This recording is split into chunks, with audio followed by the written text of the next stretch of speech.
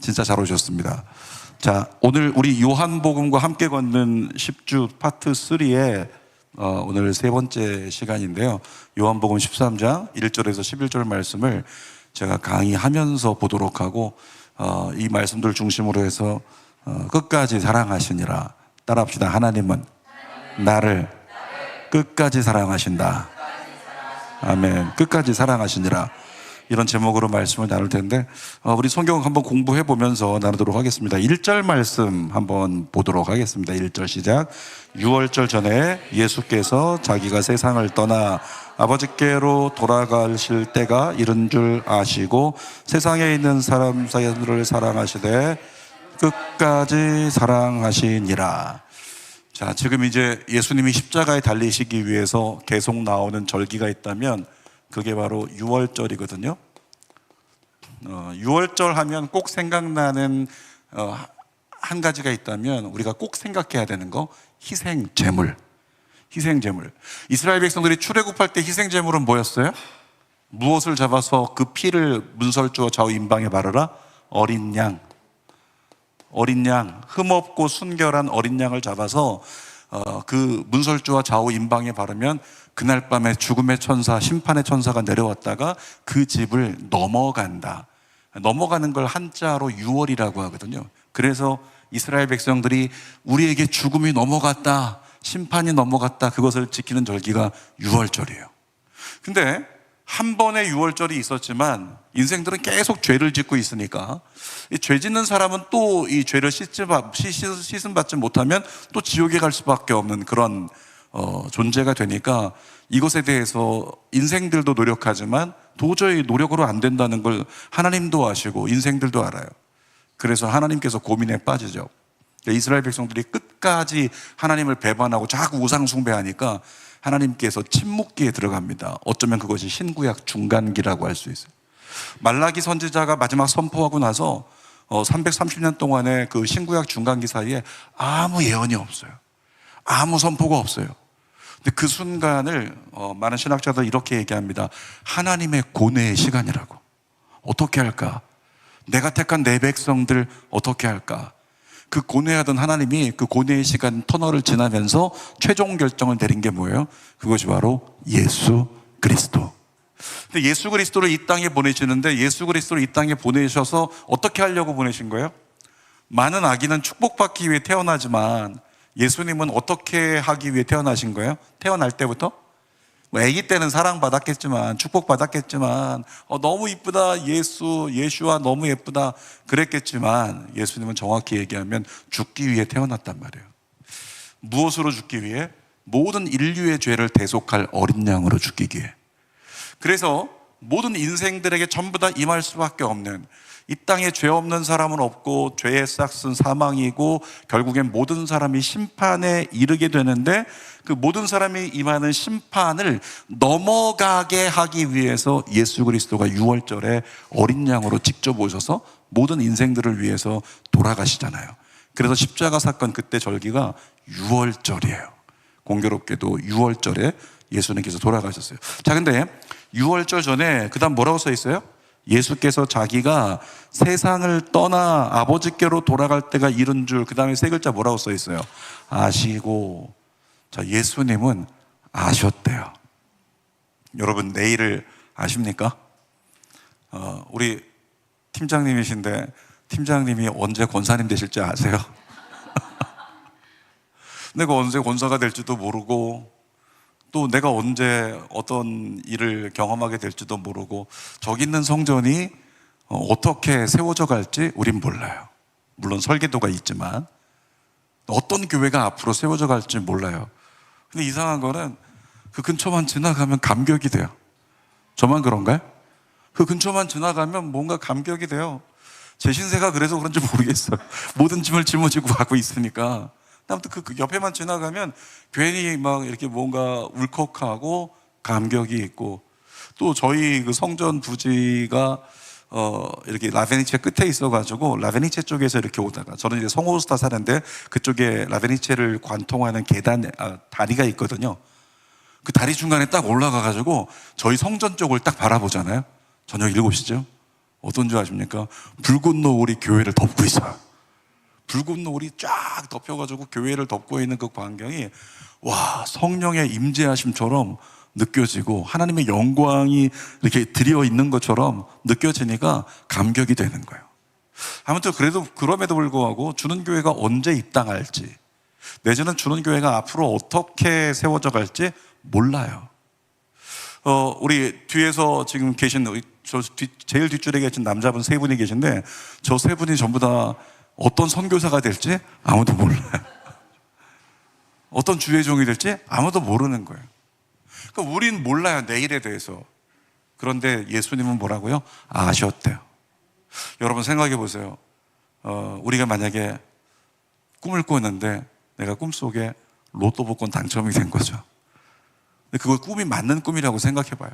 와, 그걸 알고 기대하는 사람은 너무 좋겠지만 만약에 우리가 아는 것 중에 나 이제 다음 달이면 나 이제 죽는다, 이걸 안다고 생각해 봐요.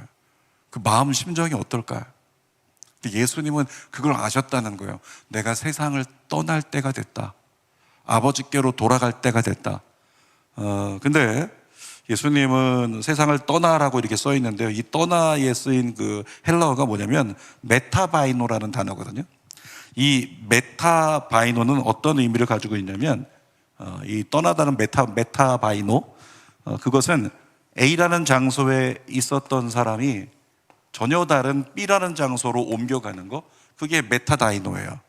메타바이노. 그러니까 한 장소에서 다른 장소로 옮기는 거, 이게 메타바이노거든요. 근데 예수님은 지금 우리 한글 성경에는 세상을 떠나, 다르게 직역하면 예수님은 죽음을 통해 아버지께로 돌아가신다, 죽음을 통해 이제 모든 사명을 끝내신다. 근데 그 죽음을 통해, 우리는 죽음이라고 하는 것은 늘 인지하잖아요. 그 끝나는 건가? 나라는 존재가 끝나는 거야? 그렇게 끝이라고 생각하면 두렵잖아요. 근데 메타바이노라고 하는 그 단어는 뭐냐면 세상을 떠난다는 게 A라는 장소에서 전혀 다른 B라는 장소로 옮긴다. A라는 장소가 뭔데요? 하나님께서 허락하신 사명의 장소. 사명의 장소가 끝나면 그 다음에 어디로 옮긴다? 아버지의 집, 하나님 나라. 그 장소로 옮겨지는 거, 그게 뭐래요? 세상을 떠나는 거래요. 그러니까 우리가 죽는다라고 하는 건 죽음으로써 끝나는 개념이 아니고 바로 이 땅이라고 하는 곳에 보냄받았다 살던 우리가 이제는 이 땅이 아니라 하나님 나라로 옮겨지는 것, 이게 죽음이라고 하는 거죠. 정말 저를 하나님께서 언제 부르실지 모르지만 한 가지 확실한 건 제가 사모님보다는 하루 이상은 더 살 거다. 하루 이상은 더 살 거다. 왜냐하면 사모님이 늘 말씀하셨어요. 나는 당신 없으면 못 살아. 그래서 제가 기도합니다. 사모님보다 하루는 더 살게 해달라고. 그러니까 아마 그럴 텐데 언젠가 저도 떠나가는 날이 오지 않을까요? 그 떠나가는 날이 올 때 이 개념을 우리 성도들에게 마음껏 전하면서 저는 이제 이사 갑니다. 저는 이제 옮겨갑니다. 저는 이제 아버지에게 갑니다. 이 유언을 남기고 싶은 마음을 지금도 가지고 있어. 지금부터. 자, 아무튼 그런 의미예요. 자, 요한복음 5장 24절을 한번 읽어 볼게요. 시작. 내가 진실로 진실로 너희에게 이르노니 내 말을 듣고 또 나 보내신 이를 믿는 자는 영생을 얻었고 심판에 이르지 아니하나니 사망에서 생명으로, 자, 뭐라고요? 사망에서 생명으로 어떻게 됐대요? 옮겨졌느니라. 헬라어 뭘까요? 메타바이노. 똑같은 단어예요. 똑같은 단어. 그러니까 예수님께서 나는 이제 사망에서 생명으로 옮겨간다, 그때 쓰인 단어가 지금 오늘 본문의 세상을 떠나, 이거 똑같은 단어예요. 메타바이노. 어떤 의미라고요? 전혀 다른 곳으로 옮겨가는 거. 그게 바로 예수님께서 지금 난 이제 떠난다, 난 죽음으로 나아가 십자가에 달려 죽을 거야. 근데 예수님 뭐라고요? 나는 이제 사망에서 생명으로 옮겨간다. 나로 인하여 너희도 사망에서 생명으로 옮겨간다. 이 말씀하시는 거죠.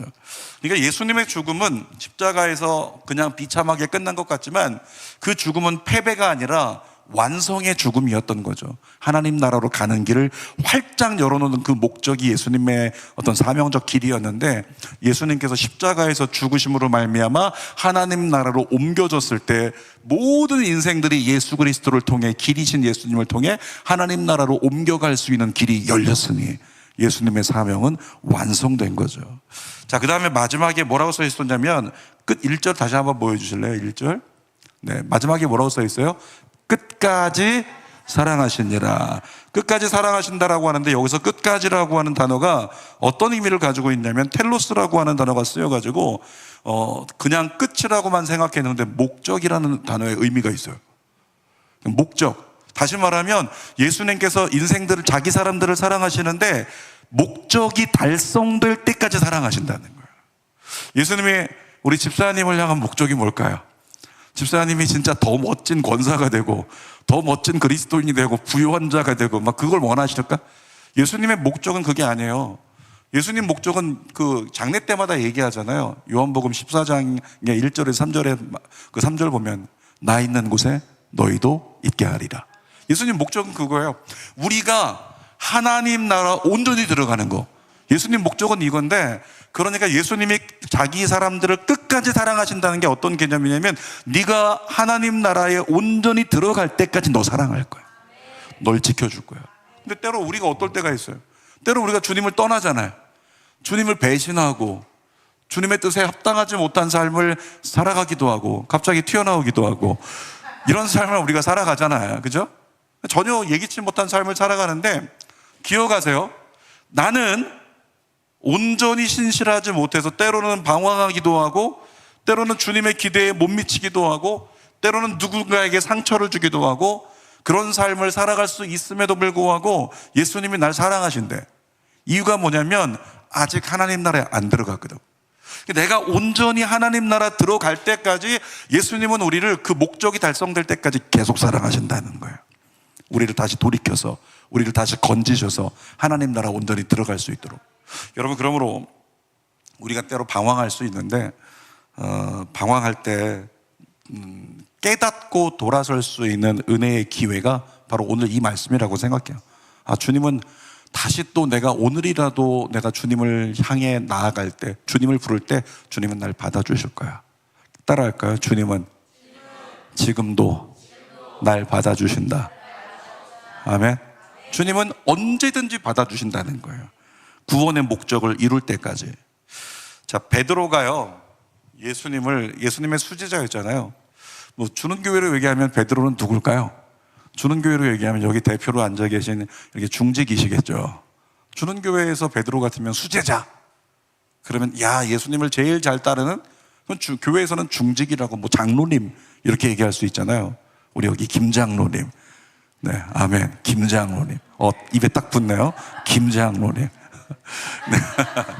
근데 우리 김장로님이 어느 날 보니까 갑자기 목사를 대적하고 목사님을 부인하고 그럴 수도 있잖아, 그죠? 그때 이 사람을 장로 세우는 게 아니었는데 온갖 고민에 빠질 수 있잖아요. 그런데도 불구하고 예수님은 어떻게 하셨냐면, 인간인 저는 어떻게든지 그러면 이렇게 목사를 대적하는 이 사람을 어떻게든지 좀 잘 설득하거나 기도해서 아니면 어떤 방법으로든지 저 사람을 좀 파면시키든지 아니면 내쫓아야겠다, 이런 생각한단 말이에요. 그런데 우리 하나님은 어떻게 되냐면 그 사람을 포기하거나 내치는 게 아니라 그 사람이 다시금 하나님 앞에 온전히 설 수 있도록, 왜? 그래야 구원의 반열에 온전히 설 수 있으니까 그것을 위해서 일하시는 분이에요. 그래서 베드로가 예수님 그냥 3번이나 저주하면서까지 부인했는데도 불구하고 예수님 어떻게 하셨어요? 베드로 찾아가서 베드로 이리 와봐, 너 꼬챙이로 입 한번 맞자, 이렇게 얘기하지 않았어요. 베드로에게 베드로 떡 먹어라, 베드로 물고기 좀 먹어. 잠깐 마음의 여유를 주는 거죠. 예수님과 교제했던 시간으로 초대하는 거예요. 그리고 베드로에게 뭐라고 하셨냐면, 베드로 내 양을 먹여라, 내 양을 치라, 그렇게 말씀하셨단 말이에요. 그러니까 베드로를 정말 날 배신하고 내 가슴에 비수를 꽂고 정말 나에게 씻을 수 없는 상처를 입힌 그 베드로인데도 불구하고 베드로를 다시 끌어안고 베드로를 다시 용납하고 베드로를 다시 용서했어요. 그것이 예수님의 선택이었다고요. 무엇을 위해서? 끝까지 사랑하기 위해서. 끝까지가 어떤 의미라고요? 끝까지가 목적이라고. 목적. 그러니까 목적을 이룰 때까지 사랑하시는 거.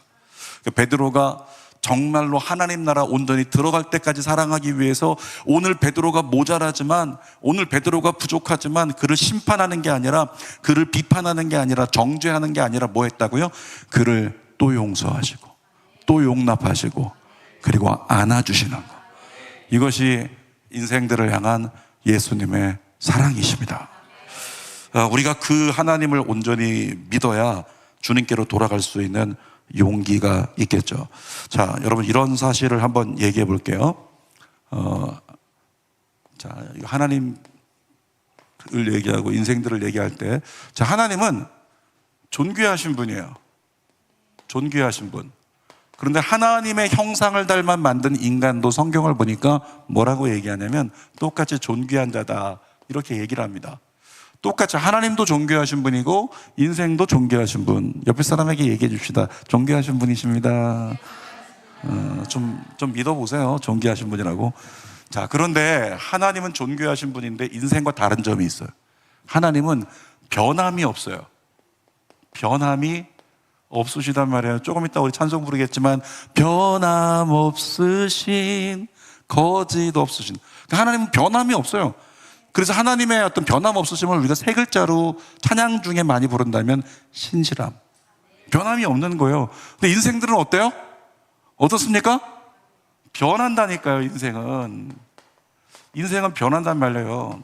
어떤 분이 얘기했습니다. 예전에 우리 수요 이 로고스 월십 처음 요한복음과 함께 오는 10주 할 때, 목사님 저 끝까지 함께 하겠습니다, 그랬던 분이 계신데 두 분이 지금 안 나와요.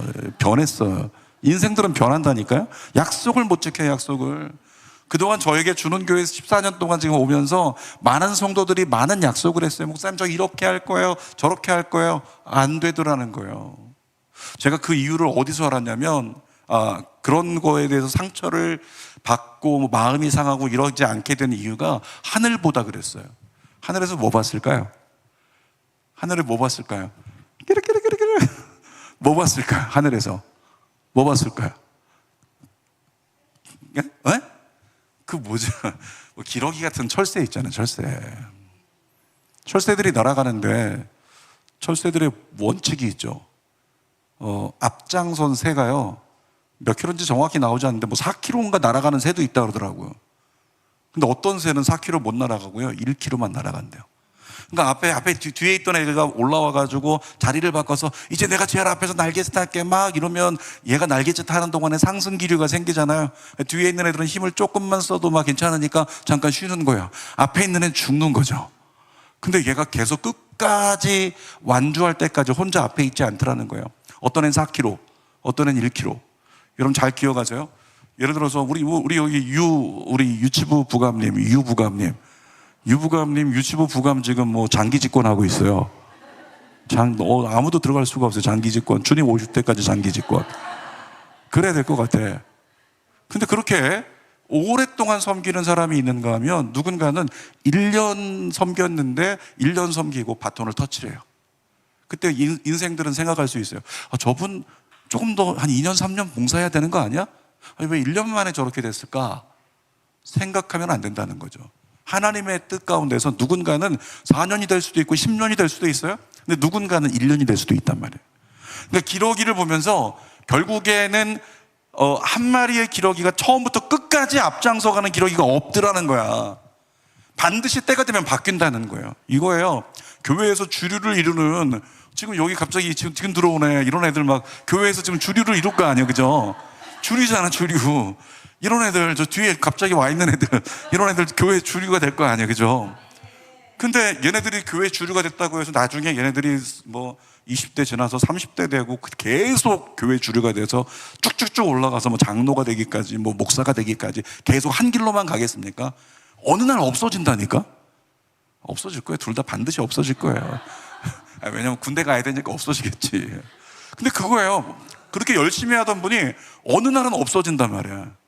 어느 날은 안 보여. 그럼 우리는 보면은 그 사람이 시험 들었나? 그 사람이 좀 변질했나? 여러 가지 생각할 수 있지만, 인간의 특징이 그렇다고요. 인간은 변하게 돼 있어요. 인간은 변한단 말이에요. 근데 하나님은 변함이 없으셔요.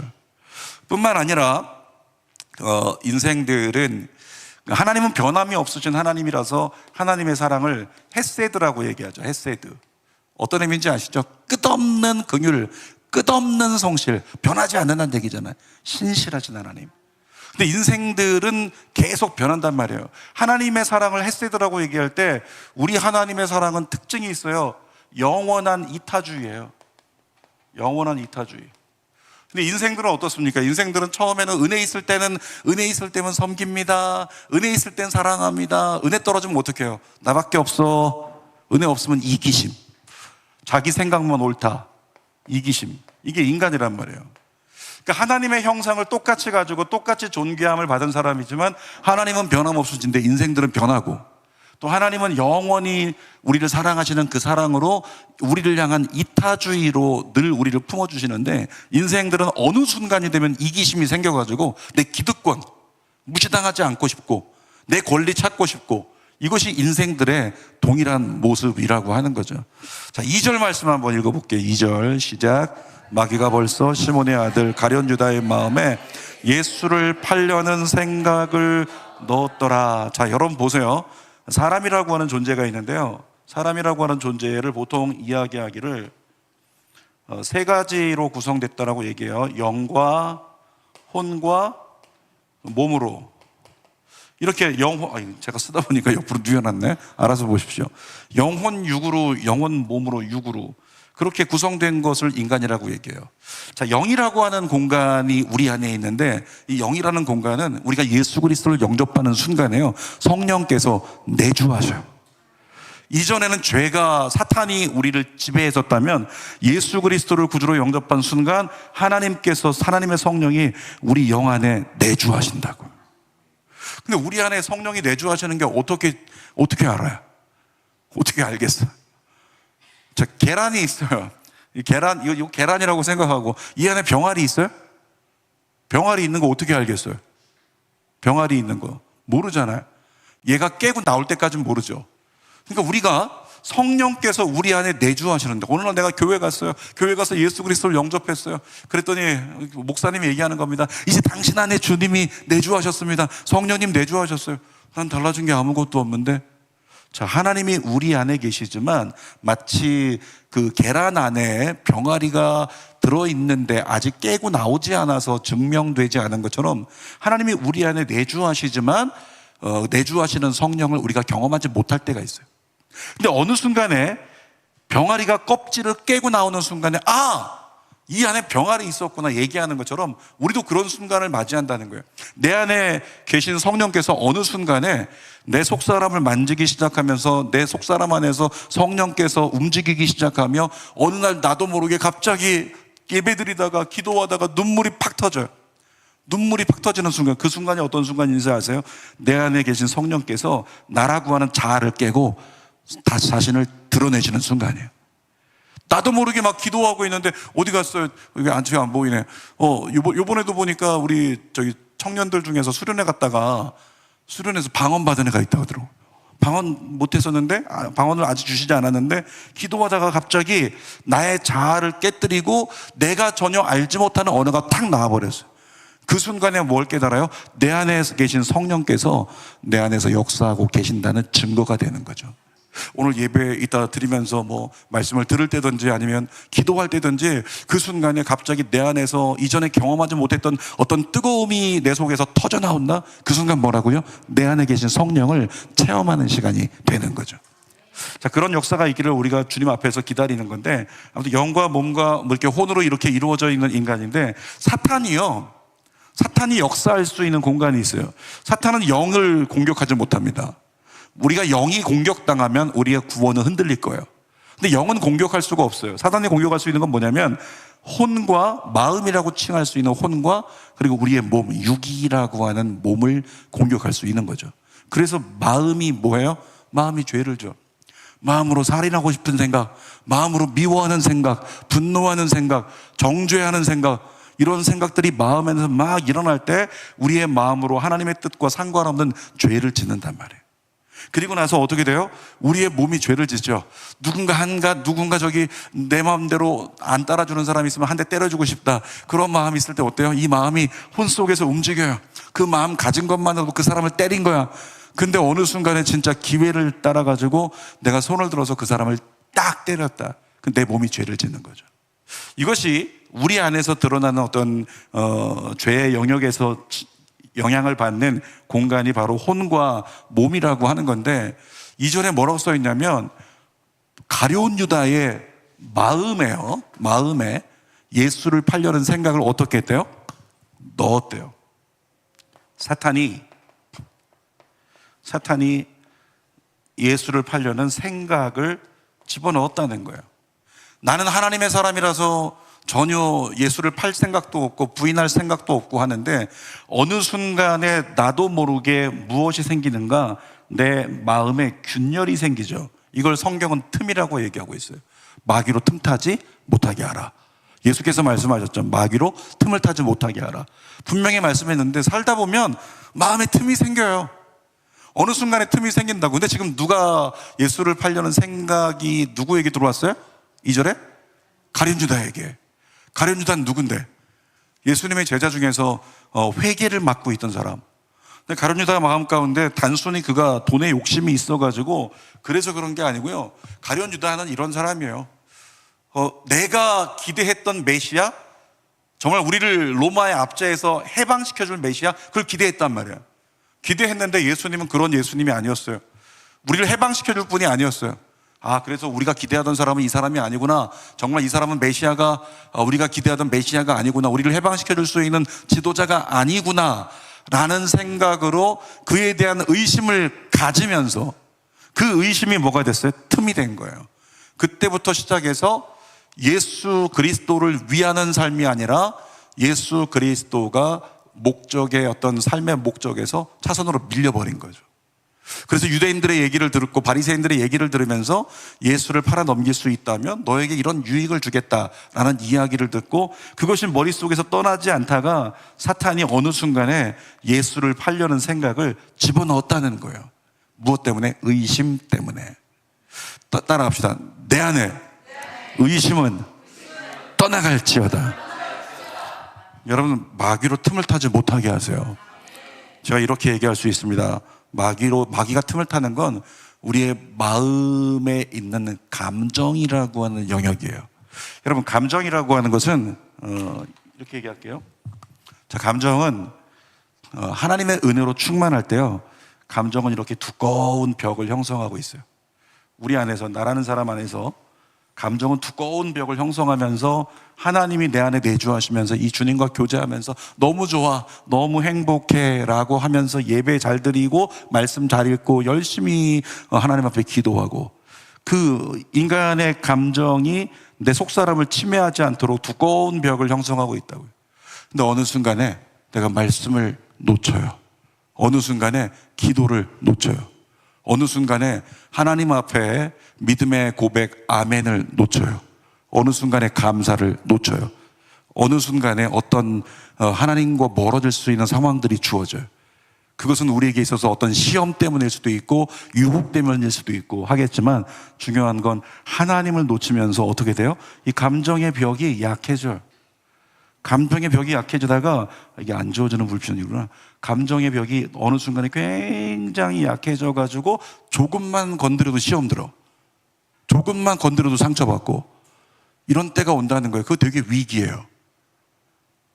그 순간에, 어느 순간에 나도 모르게 틈이 생겨버리면 그 순간에 뭐예요? 사탄이 자기의 생각을 집어넣어요. 사탄이 우리에게 제일 먼저 집어넣는 생각이 뭘까요? 의심하는 마음, 그 다음에 정죄하는 마음, 비판하는 마음, 동의할 수 없는 마음. 그리스도인에게 가장 아름다운 고백은 아멘. 아멘. 근데 아멘이 안 나와. 감사가 안 나와요. 그리고 자꾸 불평하는 마음, 부정적인 생각의 마음, 이런 것들이 들어와서, 틈타고 들어와서 나를 갖다가 감정의 벽을 허물어뜨리기 시작해요. 이 상태가 뭐냐면 부정적 감정의 상태라는 거예요. 부정적 감정 뭐가 있을까요? 답답한 마음, 억울한 마음, 화나는 마음, 분노하는 마음, 온갖 것들 있잖아요. 의심하는 마음, 이 모든 게 부정적 감정이거든. 하나님이 기뻐하지 않는 마음. 제가 제자 훈련할 때 꼭 얘기합니다. 부정적 감정이 들어오면 반드시 하나님하고 뭐 해라? Q&A 해라. 하나님, 지금 제 마음이 이렇습니다 라고 하나님께 말씀드리고 하나님의 음성을 써보라. 그러면 부정적 감정이 순식간에 절반으로 딱 줄어들면서 이 무너졌던 감정의 벽이 다시 회복이 되면서 다시 하나님 앞에 온전히 예배할 수 있는 회복이 우리 안에 일어난다는 거죠. 옆 사람에게 얘기해 줄까요? 회복될지어다. 자, 감정적 반응은 사탄에게 틈이 돼요. 사탄의 역사가 시작될 기회를 제공한다는 거예요. 자, 아무튼 가룟 유다가 사탄에게 사로잡혔어요. 로마서 7장 23절을 보면 이 사로잡힘에 대한 얘기가 있어요. 읽어볼게요. 시작. 내 지체 속에서 한 다른 법이 내 마음의 법과 싸워서 내 지체 속에 있는 죄의 법으로 나를 사로잡는 것을 보는도다. 자, 자기 이렇게 한번 남이 잡으면 기분 나쁘니까 잡아보세요. 딱 잡아보시고 확 끌고 가보세요. 잡아서 확 끌고 가봐요. 나는 여기서 주님 예배하고 싶어요. 난 예수 그리스도의 제자가 되고 싶어요. 난 정말 하나님의 사랑을 나누고 베푸는 진짜 교회가 되고 싶어요. 근데 사단이 어느 순간 어떻게 해요? 우리를 사로잡아서 끌고 간단 말이에요. 끌고 가버리는 순간에 어디로 가는가? 부정적 감정으로 우리를 끌고 가서 분노하게 하고 정죄하게 하고 비판하게 하고. 나라에 대해서 그래요. 나라를 걱정하는 거 대단히 좋아요. 여러 가지 나라에 대해서 주어진 환경들이 안타깝다라고 하는 그런 상황들 보고 아파하는 거 좋아요. 그런데 아파하는 거 좋지만 그것이 감정으로 치우치는 순간 어떻게 된다? 부정적 감정에 사로잡히면 분노와 미움밖에는 남지 않는다. 그러니까 분명히 나는 이 나라를 사랑하기 때문에 나라를 위해서 열심히 기도한다고 생각했는데 사탄이 그 사이에 뭘 넣었어요? 어떤 생각을 넣었어요? 분노하고 심판해야 돼, 미워해야 되라고 하는 그런 생각을 딱 집어넣어 버리면 그때부터 해서 오히려 내가 나라를 정말 사랑하는 사람이고 하나님을 정말 사랑하는 사람인데 교회를 깨뜨리는 결과까지 나타날 수 있는 그런 경우가 있다는 거죠. 자, 보겠습니다. 가룟 유다는 예수를 팔려는 생각이 그 안에 들어가 버렸어요. 3절 말씀 연이어 보겠습니다. 시작. 저녁 먹는 중에 예수는 아버지께서 모든 것을 자기 손에 맡기신 것과 또 자기가 하나님께로부터 오셨다가 하나님께로 돌아가실 것을 아시고. 자, 뭐라고 말씀하세요? 예수님은 이미 다 알고 계셨다는 거예요. 지금 내가 이제 십자가에 달려 죽을 거라는 걸 알고 계셨는데 예수님이 달랐던 건 뭘까요? 피하지 않았다는 거예요. 죽임당할 걸 알고 있었는데 피하지 않았다. 이게 중요한 거죠. 피하지 않은 이유가 뭘까요? 피하지 않은 이유, 나를 살리기 위해서. 예전에 제가 얘기했죠. 설교 시간에 어떤 자매가 선곡하면서 예수님 왜 십자가에 계세요? 내려오세요. 예수님 왜 거기 계세요? 근데 예수님께서 십자가에서 희미한 눈동자로 그를 쳐다보면서 우리 반주하시니까 이름을 유일하게 좀 공개해도 괜찮은 이화진 집사님에게 화진아, 널 살리려고 예수님이 십자가에서 돌아가실 것을, 잡히실 것을 알면서도 그걸 거절하지 않았던, 도망가지 않았던, 회피하지 않았던 이유는 우리를 살리시려고 그렇게 하셨다는 거죠. 자, 4절 말씀 보겠습니다. 시작. 4절. 저녁 잡수던 자리에서 일어나 겉옷을 벗고 수건을 가져다가 허리에 두르시고. 요한복음을 보면 공간복음과 좀 다른 게 있는데 공간복음에서는 뭐가 나와요? 우리 유명한 그림 있죠? 마지막 뭐죠? 최후의 만찬. 최후의 만찬이 공간복음에서 나온단 말이에요. 요한복음, 마태, 마가, 누가복음에서는 나온단 말이에요. 근데 요한복음에는 안 나와요. 요한복음에서는 그 만찬이 안 나오고 세 족씩만 나오는 거예요.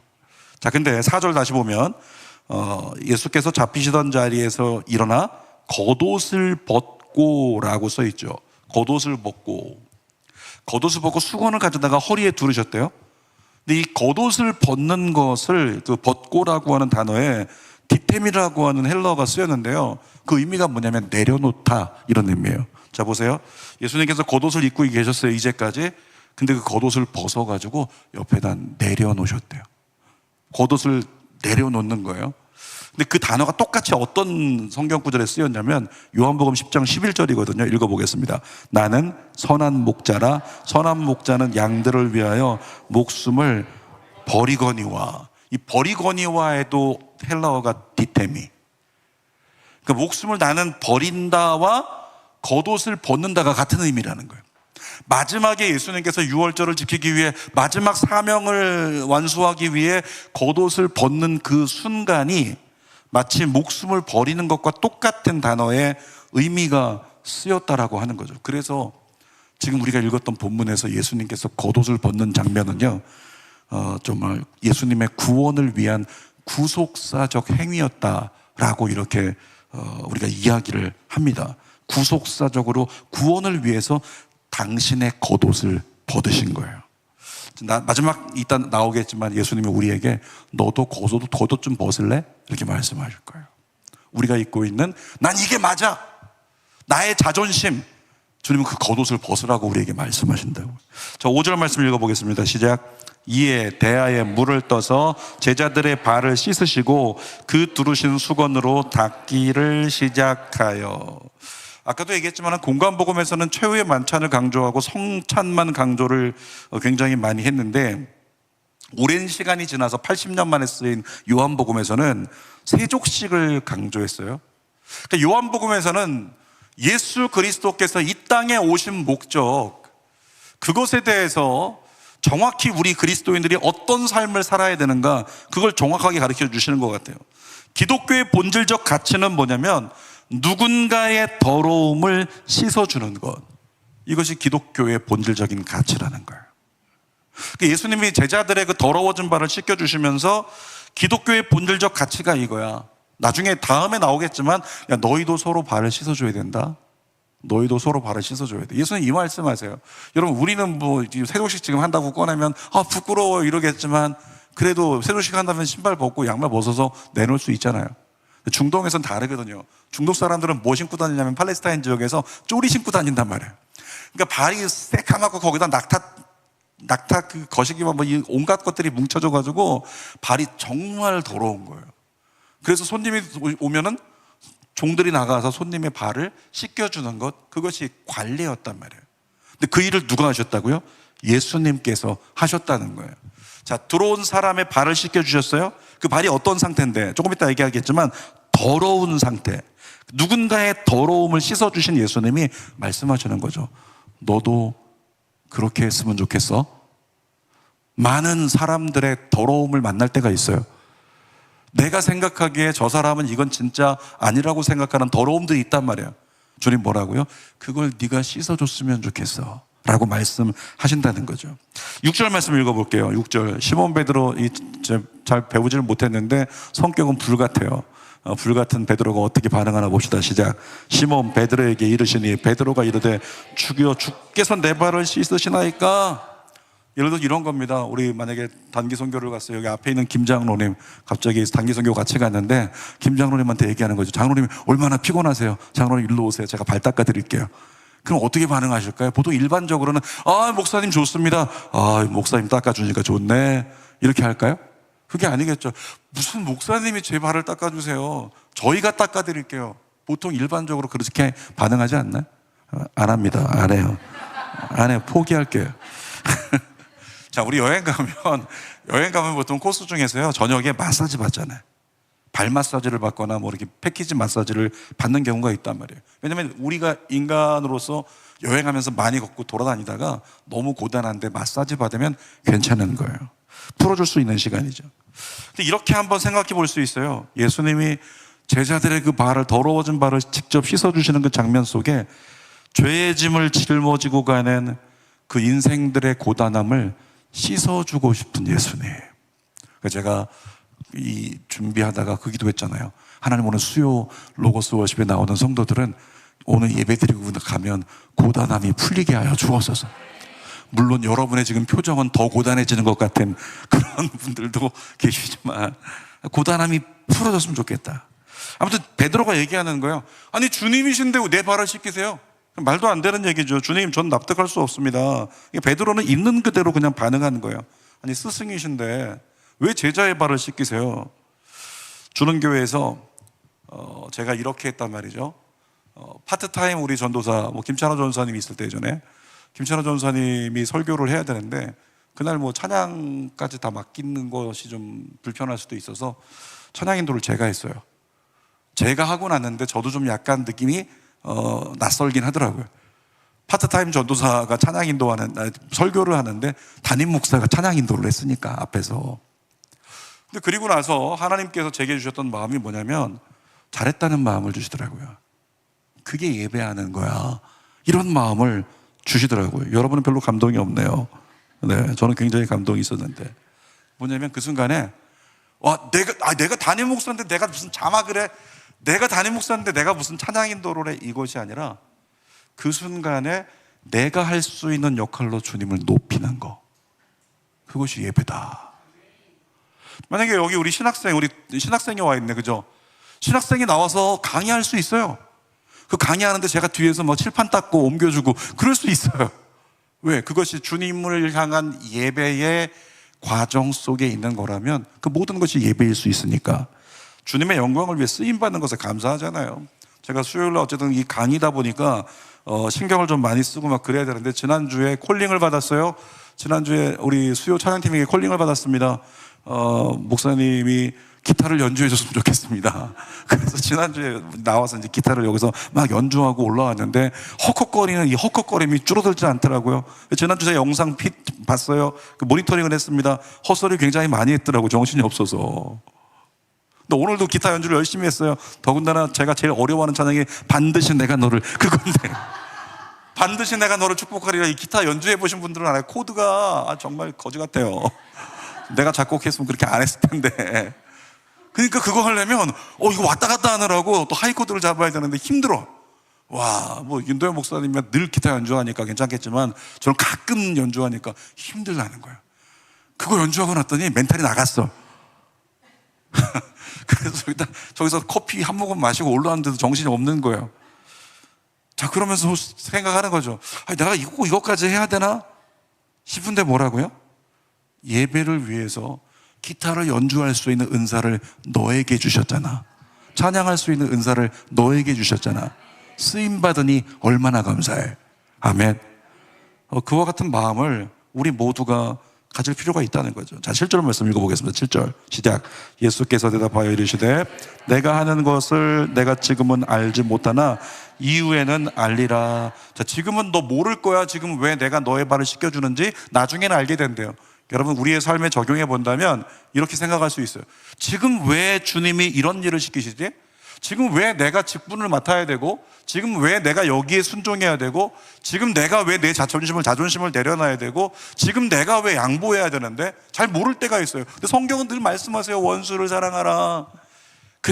너 그냥 용납하고 용서하고 네가 가진 거 나누어 주고 베풀어 주어라. 섬기는 자가 되라. 늘 말씀하시잖아요. 아니 주님, 저 지금 그러고 싶지 않거든요. 왜 지금 제가 그래야 되는데요? 그 순간에 우리가 모를 수 있는 하나님의 섭리가 있지만 오늘 예수님 말씀하세요. 뭐라고요? 이후에는 알리라. 왜 내가 너에게 그렇게 지는 자가 되라고, 왜 내가 너에게 양보하는 자가 되라고 그렇게 얘기하는지 이후에는 알게 될 거야 라고 주님이 베드로에게 말씀하시는 거죠. 여러분, 주님의 뜻을 오늘 꼭 해석하려고 하지 마요. 기다리면 깨닫는 날이 올 겁니다. 8절 말씀 읽어보겠습니다. 8절. 베드로가 이르되 내 발을 절대로 씻지 못하리이다. 예수께서 대답하시되 내가 너를 씻어주지 아니하면 내가 나와 상관이 없느니라. 베드로가 난 절대 못 씻습니다. 예수님 절대 발 안 드릴 거예요. 그냥 굉장히 예수님을 향한 존경심으로 얘기를 한 것 같은데, 예수님께서 그거 하지 않으면 너와 나와 상관이 없어, 그렇게 얘기를 하셨죠. 또 9절 10절 읽어보겠습니다. 시몬 베드로가 이르되 주여 내 발뿐만 아니라 손과 머리도 씻어 주옵소서. 베드로가 뭐라고요? 그럼 다 씻어 주세요 이렇게 얘기하는데 10절에 예수님께서 뭐라고 말씀하세요? 예수께서 이르시되 이미 목욕한 자는, 잠깐만요, 따라합시다. 나는 이미 목욕한 자다. 아멘. 우리는 목욕한 자예요. 무엇으로 목욕했을까요? 예수 그리스도를 구주로 영접한 순간 예수 그리스도의 보혈의 피가 우리의 모든 죄를 씻어주셨어요. 영적으로 목욕한 자죠. 자, 그런데 목욕한 자도 씻을 것이 있대요. 계속 읽어봅시다. 시작. 발밖에 씻을 필요가 없느니라. 온몸이 깨끗하니라. 너희가 깨끗하나 다는 아니니라. 다는 아니라는 것은 가룟 유다는 깨끗하지 않아, 이 얘기를 하신 거죠. 자, 그런데 예수님께서 뭐라고 말씀하시냐면 너는 이제 목욕은 안 해도 돼. 근데 발은 씻어야 된다. 여러분 이런 의미를 생각해 보세요. 우리가 지구촌에서 살아갈 때, 이게 지구예요, 지구. 그리고 지구촌에서 여기 이렇게 우리 김 장로님이 살아가시는 거예요. 김 장로님이 나름대로 막 돌아다니고 있어요. 근데 여기 팔레스타인 지역이라고 생각해 보세요. 사막 지역, 광야 지역 막 돌아다니고 있는데, 거기 그 사막 지역이니까 어떻게 해요? 다 둘러싸잖아요. 우린 반팔 입고 다니지만 거긴 반팔 안 입는단 말이에요. 다 가려야 더 시원하니까. 그래서 온몸을 다 가리고 있기 때문에 몸은 깨끗해. 잘 안 더러워져. 근데 어디는 계속 더러워져요? 발. 쪼리 신고 다니니까 여기는 계속 더러워지는 거예요. 그러니까 예수님께서 하신 이 비유가 뭐냐면, 너희가 세상 살아가면서 세상을 밟고 살아가기 때문에, 다시 말해서 세상과 접촉된 거기는 항상 더러워질 거야. 네가 목욕해서 이미 깨끗한데 세상과 접촉된 것은 항상 더러워질 거기 때문에 그 더러워진 건 즉각 씻어야 돼. 예수님이 그걸 발이라고 말씀하시는 거예요. 여러분, 그런데 우리가 이것을 신앙적인 측면에서 영적으로 끌고 와서요, 아까 인간을 영과 혼과 몸, 육으로 구성됐다 그랬어요. 근데 우리가 세상을 살아가면서 세상과 접촉하여 더러워지는 영역이 이 세 가지 영역 중에 뭐냐는 거예요. 세상과 접촉해 살아가니까 뭐가 더러워져요? 혼, 마음이 자꾸 더러워져요. 마음이 온전하지 못해, 신실하지 못해. 자꾸 사단이 가져오는 생각에 휘둘려가지고 마음이 죄를 짓는단 말이에요. 마음이 죄를 져서 미워하면 안 된다고 했고, 정죄하면 안 된다고 했고, 비판하면 안 된다고 했고, 어떤 잘못된 생각들 가지면 안 된다고 했는데 마음은 계속 흔들린단 말이에요. 마음이 자꾸 더러워지는 거예요. 또 어떻게 돼요? 몸으로 살아가기 때문에 몸으로 자꾸 죄를 짓는 거예요. 몸이 계속 더러워지네. 그래서 영은 더러워지지 않기 때문에 우리의 구원은 유효하지만, 우리가 하나님 앞에서 나와서 늘 해야 되는 것이 뭐냐면 회개라고 하는 게 있는데, 이 회개라고 하는 거예요. 회개는 구원파에선 이렇게 얘기해요. 지금도 회개하세요? 라고 물어봐서 지금도 회개한다 그러면 당신은 구원받지 못했습니다 라고 얘기한다고요. 왜냐하면 예수 그리스도를 믿고 회개한 사람은 죄 용서 받았는데 뭘 또 회개해요? 이렇게 얘기한단 말이에요. 그래서 제가 확신반할 때 하는 얘기인데, 우리가 하는 회개는 두 가지 회개로 구분할 수 있다. 그 중에 하나는 뭐냐면 회개를 끌고 와서요, 우리가 하는 회개는 죄사함 받는 영역의 회개가 있고, 죄사함. 그리고 또 하나의 회개 영역은, 반드시 내가 너를 축복하리라 멘탈이 나가서. 자, 성결에 이르게 하는 회개가 있어요. 그러니까 우리가 하는 회개가, 죄사함 받는 회개는요, 예수 믿고 처음 저는 죄인입니다, 저의 죄를 용서해 주십시오, 제가 예수를 구주로 영접합니다, 그 순간에 죄사함 받는 회개는 한 번에 끝나는 거예요. 우리가 안수 집사님들이 기도할 때 이번 주에도 죄 가운데 살면서 이 죄인이, 여러분 그것은 우리의 어떤 상태적인 의미를 얘기하는 거지 신분적인 의미를 얘기하는 게 아니에요. 우리는 의인입니다. 예수 그리스도께서 이미 죄사함 받게 해주셨어요.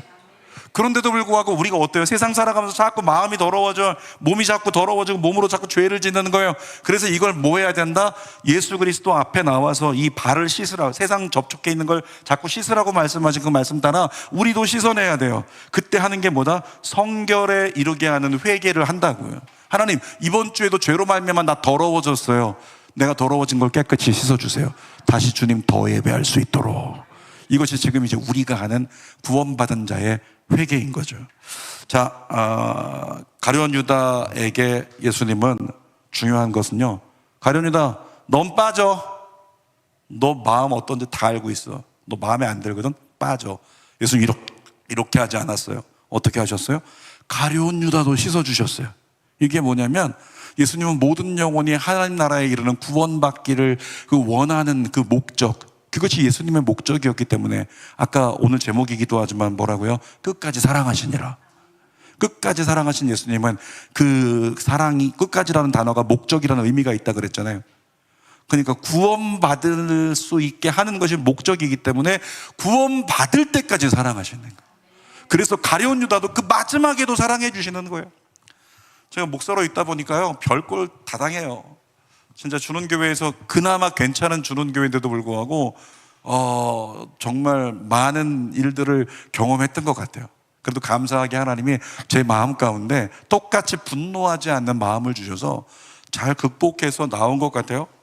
그런데 어떤 순간에 정말 내가 이런 얘기까지 들어야 되나, 저런 얘기까지 들어야 되나, 그런 순간도 다 있다는 거예요.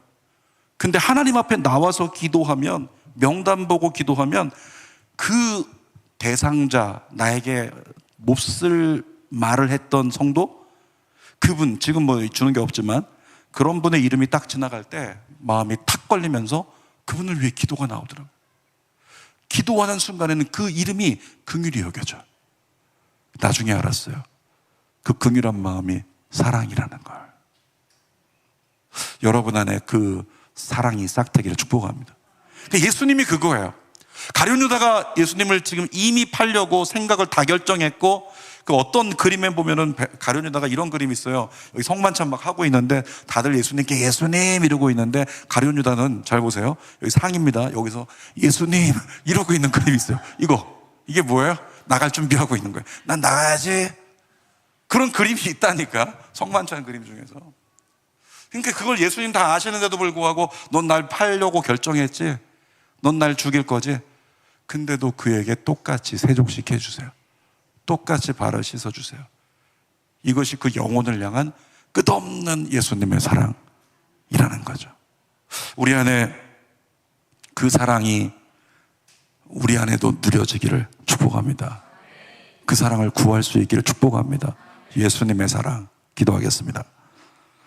살아계신 아버지 하나님, 그 사랑으로 주님 더 사랑할 수 있도록, 주님 뜻 안에 더 작은 예수로 살아갈 수 있도록 인도하여 주시옵소서.